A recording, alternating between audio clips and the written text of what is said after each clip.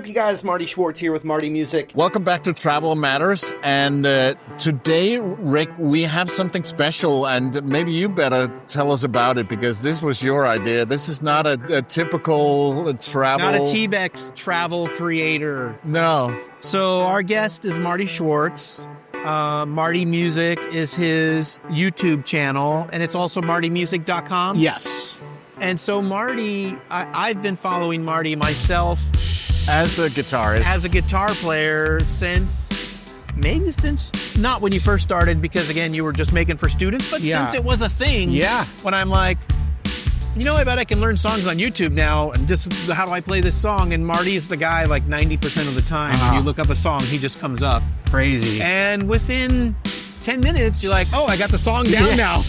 Something a little different this week on Travel Matters. And actually, this is gonna be a two-parter. You see, this is so cool, we couldn't just settle for one. Our guest isn't a travel creator, but he knows an awful lot about building an audience, creating content, and turning that audience into a business. Marty Schwartz is the man behind Marty Music, one of the biggest, if not the biggest, guitar education channels on YouTube. And at the time of this recording, he's just shy of 5 million subscribers. So I started completely from scratch 10 years ago. Marty Music got it up to 5 million subscribers. And that's after years of figuring out YouTube before being a YouTuber was even really a thing. But one of the reasons Rick and I wanted Marty on Travel Matters is that creators from completely different corners of the content world can learn from each other. These different genres and niches really could learn from each other. We talk about brand deals, getting paid rather than working for free, building products, marketing, creating a recognizable personal brand, even why that fedora hat became such an important part of Marty Music. And yes, Marty is really YouTube famous. I walk into Guitar Center now, it's like freaking might as well be a Beatle. And next week, the stories get even crazier. So strap in and get ready to meet a true YouTube celebrity. So much a celebrity that he gets recognized by Slash from Guns N' Roses and gets random phone calls from Howard Stern about guitar tricks. My name is Palle, and I'm here with Rick Calvert. Welcome to Travel Matters, episode 69, with Marty Music. Here are your hosts, the radio vagabond Palle and TBEX CEO Rick Calvert. Hey, what's up, you guys? Marty Schwartz. A great song that I'm going to show you right now is Mustang Sally. Great blues, jam, bar band classic cover. So have you been in front of your computer with your guitar? Oh, yeah. Many times. Many times. Like, if my band's doing a new song, I need to learn, like, yeah, I just look it up. I look up your site, and bam. Not all the time, but every once in a while it's actually, and typically it's like the husband that watches me. Yeah. And the wife doesn't know me, or the wife knows that the husband's going away for a little while to, like, go into his man cave to play guitar with somebody on the computer. But I remember one time it was really funny. I think it was at the NAMM show. A man was like, Marty, you. And he was like angry, like, you've been spending time alone with my wife. Because she was watching my videos, yeah. So it's so interesting. I used to play guitar, but not anymore. And everybody used to play guitar, Palle, or drums, or piano, or flute, or something. Like, everyone is some kind of failed musician. I actually used to play guitar before I played guitar, because I got a guitar when I was 13, and my dad just took me to the local guitar shop, and I had that classic, like, jaded guy that didn't become a rock star teaching me. And he took no interest in me. He was not a very engaging teacher. We're going to play Jingle Bells, and we're going to learn how to read music. Yep, read music out of the Ernie Ball book, or the Mel Bay book. Sorry, the Mel Bay book. Mel Bay. And I learned the sight read right off the beginning. And it was like Mary Had a Little Lamb. And about 3 lessons in, I was like, this is not for me. Yeah. And it was 5 years later that I actually started to play again. So I was a failed guitar player too. But what I meant to say is that since I'm no longer a guitar player, I didn't know you. Yeah. But you told us over lunch that you get recognized on the street, and 5 minutes off the plane, you had to sign an autograph. It is true. Yeah. I enjoyed the challenge, like being in a different kind of, niche here where I knew I didn't expect them to know me. But I thought it was really interesting, It was really... The thing that everybody does know, because you've got 5 million followers on YouTube and 700, 800,000 on Instagram and up there in the hundreds of thousands on TikTok now. Mm-hmm. So they know what that means. Everybody in the room has whatever their follower count is, and they know what it takes to make that happen. True. So it doesn't matter what your content's about. They know you're good at what you're doing. Yeah. My biggest takeaway... There was a few, but the one that really resonated before I started to speak was because no one knows me, how little our niches cross over with each other.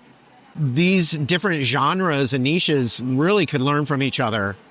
And that's like one thing that inspired me being here is, wow, I really need to like cross-pollinate with these other people because they're learning different things that are maybe more relevant, like I think in the travel space, that probably like brand deals and affiliate stuff's way more relevant than in the music space. Huge in the travel space. In the music education space, I'm able to make my own lesson courses that I can sell for money and make, that's probably like the biggest chunk of my income now. Whereas like, that's different, but like music brands typically, especially in like music and especially guitar, the brands are so used to being able to go, if I just give this guy a guitar, he's going to make a video. Yep. And the guitar player is really happy. They just got a new guitar. Their guitar was pretty simple, a shiny little trinket in front of us. For travel creators, they think that they give you a hotel room, or if they give you a cruise, or if they give you a flight, you're going to create content. But, the thing we all have to tell those people we're in this to make money. Right. We need to get paid. Right. And we're doing a job. That must have evolved, right? Oh, yeah. Because I know, I've done this 18 years. Brand deals only existed in the guitar space for about the last, 6 years, maybe. I really think I'm the first person to get a brand deal where it was monetary and not free gear. With your guitar? With the Epiphone guitar or different things? Yeah, it was Gibson guitar. Yeah. But it wasn't my signature guitar. Yeah. It was a deal where they sponsored certain kinds of content. And then the signature guitar came along later, almost as like a trophy of the relationship, So, for a musician, Palle, hit song on the radio, like hear your music on the radio, that's like, whoa, I did something. Get in a guitar, that's like your signature model. For a guitar player, that's like, you're a rock star now. Yeah, I'm really proud of it. And it was Epiphone, which are made in China. Owned by Gibson. It's like their more affordable entry level, which I chose. I could have done a Gibson, but I chose Epiphone because I wanted to be affordable because so many... Because your people are learning how to play and they're not going to buy a Les Paul as their first guitar. Les Paul would have been more a vanity for myself. Yeah. So I chose to do Epiphone, but when those tariffs hit, they stopped making a lot of the Epiphone. So without knowing, my signature guitar was a limited run, but they sold out, and I sold 2,000 of them. So a lot of guitars. So, and I'm super proud of it, and has my cool logo on the back with my hat and everything. And yeah, it was a real, more than anything, it's like a symbol of like all the work that led up to it. So there's not a lot of brand deals in the music space. No. For music YouTubers. And right now it's pretty anemic, actually. Yeah. Why is that? I think the economy and the tariffs hit a lot of the music brands particularly hard because even the American-made Gibsons, a lot of the parts are still made overseas. Yeah, the components. The components, the electronics, the wires inside, like tuners. And like, for instance, I have a great deal with Boss, and they make the best entry level. Once again, it's for beginners. Entry level amp. I just renewed with them again. Still work with Gibson. Still work with D'Addario, but they've all cut back. Did I see you did any work with Sweetwater? I did something with them a few years ago. I think I'm still an affiliate, which that is definitely more relatable in the travel space. Yeah. Like if you book this room or you use the code and this and that. Yeah. So I just have one of those with Sweetwater. I did some branded content with them a few years ago. The thing that's interesting is, the pandemic really created a need for content from these companies. Yeah. Because they couldn't produce the same kind of marketing content with the restrictions and everything that was going on. Right. Yeah. So they really reached out to people like me. So most of my relationships came about really during the pandemic. I mean, Gibson, they couldn't do anything during the pandemic in the beginning, and they were like sending me really fancy guitars to make content about. Do a review. Yeah. And I was doing live streams for Gibson, like off of their page. So there was just like, I kind of built up some really nice working relationships, but it's all, I mean, it's just the economy in the music instrument space is definitely down. There was a short little boom during COVID, though, right? When people couldn't go anywhere, they're learning to play an instrument. And that also creates a bubble. Yeah, for sure. And there's the internet YouTube bubble too. You know, people were just crushing during the pandemic on the. It was the opposite for us because you couldn't go anywhere. Yeah, it was horrible. Yeah, it was horrible for travel bloggers. Totally get that. I mean, and isn't that weird how the pandemic just affected different things in different ways? Food creators crushed it. Yeah, because everybody was cooking at home. So I was on a network for 9 years that kind of managed my channel, and they ended up becoming basically a food network. And they had the biggest food guys, so I'm more familiar with it than I even, wanted to be or knew I'd be. Two quick things, Palle. One, Sweetwater is an online music store for people who don't know. Like the Amazon of music instruments. Right. Yeah. Did you ever see the documentary about this guy? I'm forgetting his name now, but he was a manager of rock stars. When he retired, he was a big foodie. Yes. He's the guy who created Celebrity Chefs. I recommend that movie constantly, Rick. It's called Supermensch. Yeah, Supermensch. But what's the guy's name? Well, he managed Alice Cooper. Yeah. A couple other mega bands. Well, yeah. So he managed Emeril Lagasse. Yeah. Who's the first celebrity chef. He created Celebrity Chefs. He made chefs into rock stars. This guy who was a rock star manager. And, the Food Channel basically, when they launched, they needed content. And he's like, I got an idea. A Shep Gordon. Yeah. So that movie, I recommend that to musicians, especially because artists and musicians are the worst at marketing. Yeah. They're really, really bad. In fact, if I tell a musician, like, build your email list, like, they just look at me blankly, like, what? Or, like, musicians complain, like, I didn't learn guitar for 20 years to be making videos of myself, Again, creators and musicians, there's so many things that are exactly the same. Yeah. Right. But I tell them, you got to watch Supermensch for one, because that was way before social media when like the greatest story, I mean, one of the greatest stories that's just, you can relate to marketing in it, is like Alice Cooper goes over to Europe and no one is buying the tickets to the show. It's a failure, right?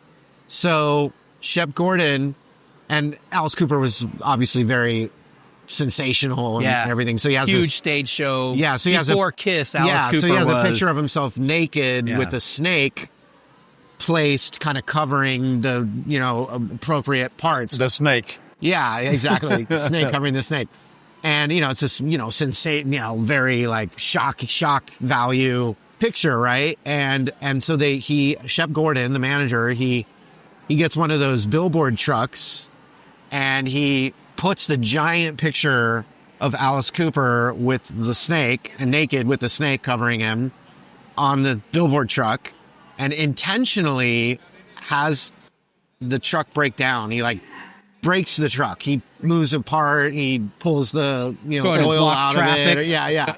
And it literally blocks traffic in Piccadilly Square. So it's on all the news stations. It's on all the news stations. And of course, the rebellious teenagers who they're targeting anyway, everyone's talking about it. Guerrilla marketing genius. You couldn't pay for that kind of press. Yeah. And he sells out the show that was originally going to be a failure. It's just an example of how you have to, I'm not saying you have to do that, but I'm saying that is marketing. Yeah. It's getting people to know. And speaking of that, a good friend of mine, Steve Jones, he wrote a book called Branding Like a Rock Star. Oh, yeah, I've heard of that book. And it's an amazing book. I read these books. Yeah, because I was talking about this in my talk that I made a big pivot about a year ago, because the YouTube algorithm had changed so much, and long form has become less relevant. They want you to do shorts. They're pushing shorts, and then that doesn't make ad revenue, so then you have to find new ways to like, pivot to, make your living and then the brand deals are down and all these different things. So I'm always trying. I mean, I learned the power of marketing 20 years ago, and it's really what changed everything for me. Fedora is your trademark. Totally. And originally the Fedora, you couldn't make your own thumbnails on YouTube. Now, obviously, thumbnails are like one of the most important things. We had a whole session on thumbnails. Last TBEX. The guy did a whole hour on how to make the perfect thumbnail. Yeah, so you had these tiny little thumbnails originally. And my first kind of like viral video was on another channel. It wasn't my channel. I didn't even like say my full name in it. Yeah. I think I said my name's Marty. That was it. But I wore a hat to try and stand out because they asked for blues lessons. And so I was like, oh, this hat's kind of bluesy, right? And so then it silhouetted in that thumbnail, the hat. And it looked like a cool silhouette. Yeah. And then that video went viral for them. And I already had my own channel though. But I was like reaching out, trying to figure out this new world collabs, everything. They didn't call them collabs then. Yeah. But literally that channel, which I won't say the name even, and they're not relevant anymore. I mean, they're just not even doing anything. But at the time, all the comments were like, where's the guy in the hat? We want to see that guy in the hat again, bring him back. That lesson was great. So I was like, all right, well, now on my channel, I'm going to wear the hat in every single thing I do. And then I went bald later. It serves two purposes. I mostly had hair during that time, but it was, it thinned out over 20 years. And it's so interesting. It's the same with you met him at lunch, Shane Dallas, the conference He wears a hat director. everywhere. Yeah, everybody knows him for his hat. And when he lived in Kenya, I visited him, and he wasn't wearing his hat, and I could barely recognize him because it's so iconic. I can definitely, I do get recognized without the hat, but it's much less. I have a brand deal for you, Marty. Yeah.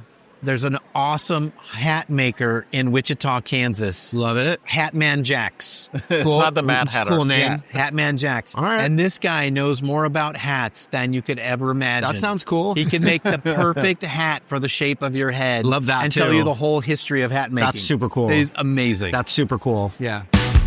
You're listening to Travel Matters, the official podcast of TBEX.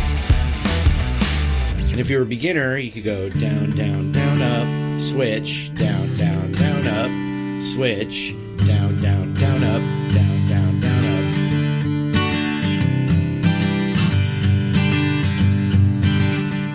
DC at 9G. One thing that I'm curious about, you started on YouTube like 20 years ago about? Yeah, my first channel was 20 years ago. Just share videos of my daughter taking her first steps. Yeah. And then I put like maybe some band rehearsals on it.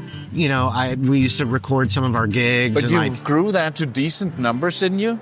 Yeah. But then you decided to relaunch 10 years ago with the Marty music. Yeah, well, that's a whole other can of worms. It's not a simple story to tell. The channel that I used to shoot my daughter's video, taking her first steps or whatever, and I posted my private guitar lesson recaps on there and stuff.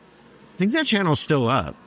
It's still out? I think so, yeah. It had a fake name and everything because I was really trying to launch a straight-up guitar channel. And then there's a whole other thing I can't get into of why I started over 10 years ago. But the bottom line is when you're at the beginning of something, you don't even know what you have. Yes. Right? You don't know the YouTubers were going to be the new rock star that kids wanted to be. Yeah. Like that wasn't what I was doing. In fact, blank happens, right? Yeah. And then you find yourself in a new situation. So I started completely from scratch 10 years ago. Marty Music, got it up to 5 million subscribers. And it was of my opinion that I had to start from scratch. Yeah. That was my opinion. And I felt in my opinion that I had no other choice. And so I did it. And it ended up being the best decision I ever made because now I started fresh, owned it completely 100% myself, got to do it in exactly how I want to do it, as authentic to who I am as I could be, which I wasn't able to do up until that point. Yeah. But when it comes to like YouTubers being the cool thing, I still remember the first 2 years of me starting to like get lots of views on YouTube with guitar, going into Guitar Center and I think it's an older trope now, but like the Guitar Center employee is like the frustrated guy that's not a rock star. Yeah. So we all hate Guitar Center. Yeah, it's okay to say it. So when well, I'm not in the music business, I can say. Yeah, but when the first 2 years, so I'm getting a lot of views. I would go into Guitar Center in the first couple years of this happening to me, and they would actually treat me even worse because they were like jaded, jealous. Yeah, but you're YouTube famous. No, their attitude was like, oh, that's really cute. Well, I play real gigs. Yeah. I mean, they would even like kind of say it. Yeah. And there's one guy in particular that I'm thinking of, I'd totally throw him under the bus. I had no problem doing it, but don't worry about it. It's okay. Yeah, but he had, big attitude, big ego, and big, tall, blonde, spiky hair sprayed all the way up. Yeah. And, I'd get this kind of attitude like I wasn't as cool making videos as they were playing real gigs, right? Yeah. And I just so consciously felt like, wow, I'm actually getting treated worse than when I was just like kind of like a local guitar teacher that would come in. They're actually giving me more attitude. Yeah. And then now cut to like, obviously 18 years later, there's a new demographic that work at Guitar Center now. It's Gen Z's work there. I walk into Guitar Center now, it's like freaking might as well be a Beatle. Yeah, they all know you, yeah. I mean, they're like, treat me with the utmost reverence, kindness, respect. They want you to sign the guitar so they can charge extra for it. I mean, it's cool to see my own signature guitar in Guitar Center. Yeah, That's been really cool. Yeah. Or like sign the wall or like, actually the one thing I'll say is the craziest, most flattering, other than Slash knowing me, in some ways even greater than my own signature guitar, was one day I walked into Carter's Vintage Guitars in Nashville. It's like the most, the best vintage guitar store in the world. Guitars, best in the world. Okay, Marty casually name-dropped the words other than Slash knowing me into the conversation as though it was the perfect normal thing to say. And obviously, I wasn't going to let him get away with that. But that's all we have time for in this episode. So next Friday, we'll pick it up exactly where we left off and get the full story of what happened when Marty suddenly found himself face to face, hat to hat, with one of his guitar heroes. And I'm completely starstruck, but he goes, "Whoa, Marty, cool, man. What's up, man?" And believe it or not, Slash wasn't even the only surreal encounter Marty had that day. My phone rings and it was Howard Stern. Called you. Yeah. But part 2 isn't just celebrity stories. Marty will get very practical about what creators should be building away from social media. Stop relying on the platform for your success. And he explains why shifting his attention away from YouTube itself has helped make this one of the best years of his career. That's next Friday in part 2 of our conversation with Marty Schwartz. Follow Travel Matters in your podcast app so it lands automatically next Friday. This episode of Travel Matters was hosted by TBEX CEO Rick Calvert and produced by radioguru.co.uk.